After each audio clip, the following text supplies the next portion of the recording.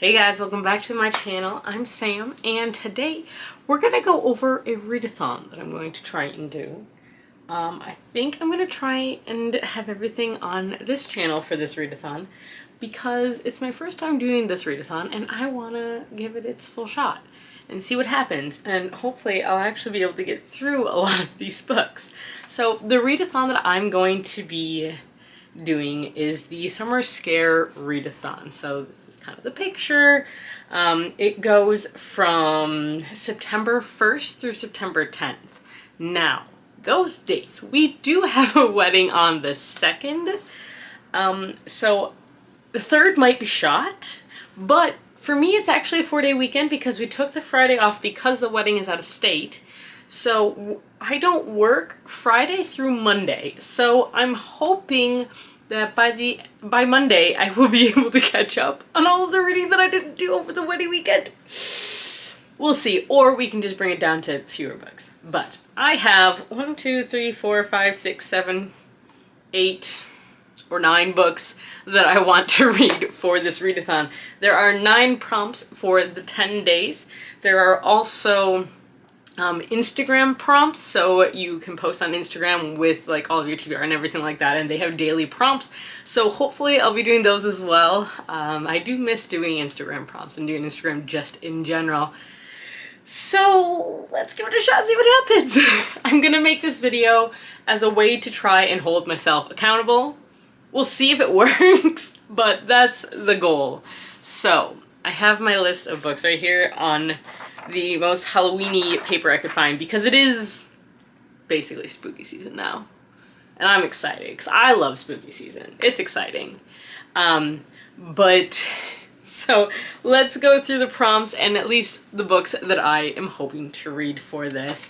I will do a vlog for it, I'm pretty sure. So the first prompt, and these are all spooky books because it is the Scare Readathon, is a middle grade spooky book. Now, this actually took me a little bit longer to come up with one than I thought it would, but I'm finally going to try and read A City of Ghosts by Victoria Schwab. I don't remember a lot about this one except for the main character, I believe, can see ghosts. But I've heard very, very good things about this middle grade series. It is a completed trilogy, so that is just an added benefit to it. I love that when there's completed series because it gives me more of a motivation to finish them. So this is the first book on my list. Prompt number 2 is a book with a pumpkin on the cover. Now this actually also took me longer because I don't own a book with the pumpkin on the cover. At least not one here. Not one that I could find. And I'm sure y'all will be like, well, what about that one? And be like, oh, well, I feel smart. But what I'm going to try and read actually is Legends of Sleepy Hollow by Washington Irving. It has been decades since I have actually read this story. It is not a long book. It is, I think it's actually technically a novella or a short story or something, but I have not read the original story in a very, very long time. And basically every cover has a jack-o'-lantern on the cover, so I'm going to count that as my book with a pumpkin on the cover. So we're gonna go with that one. Prompt number 3 includes demons. Now for this, I was actually surprised. I have more books for this prompt than I thought, but I'm gonna go with a new book and one that I want to read anyways, and that is Holy Ghost Road by John Mantooth. This is the last book that I got in my Twisted Retreat box, and this is about a girl who finds their priest in her family's barn praying to a demon. So there's your demon right there, and she ends up running to the next person that she thinks she can count on, which is her grandmother, but she only has her 2 feet as a way of getting there. So it's all about her running to her grandmother's house while being chased by a demon. It is a little bit longer than I would expect, so I'm curious about it and we'll see how I like it. So this one's next on the TBR. Prompt number 4 is to read a horror or thriller. I am going with thriller for this option. I'm going to read The Swell by Allie Reynolds. This is a new book that I just picked up, and it follows a girl named Kenna Ward who originally swore off of water after her boyfriend's death, only to be drawn back when her best friend announces an engagement to a guy she's never met. And this guy is part of like an elite surfing community, and Kenna gets invited with them to an island off the coast of Australia, only to realize that this group of surfers will do anything, including kill, to keep their surf spot secret and to get the best waves. I'm intrigued. Also, I really, really like this cover. I think it's so pretty.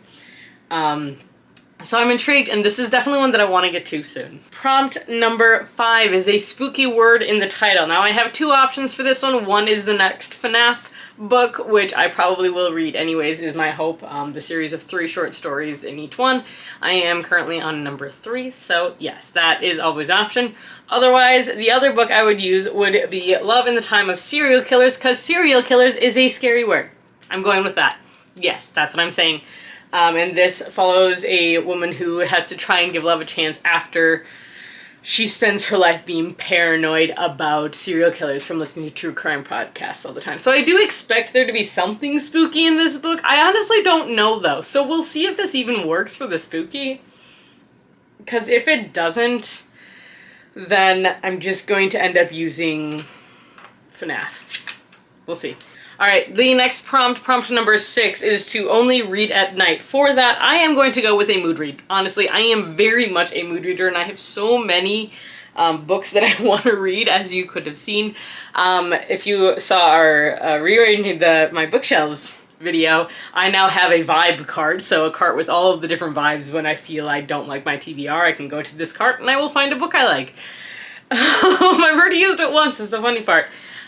So we'll see what I end up being in the mood for. I have no idea what I'm going to be in the mood for next week even, or like even tomorrow. It might change. Alright, prompt number 7 is to read a book under 200 pages, which is going to be a great help with this readathon, and I'm going to go with Corpse Queen by Stacey Rourke.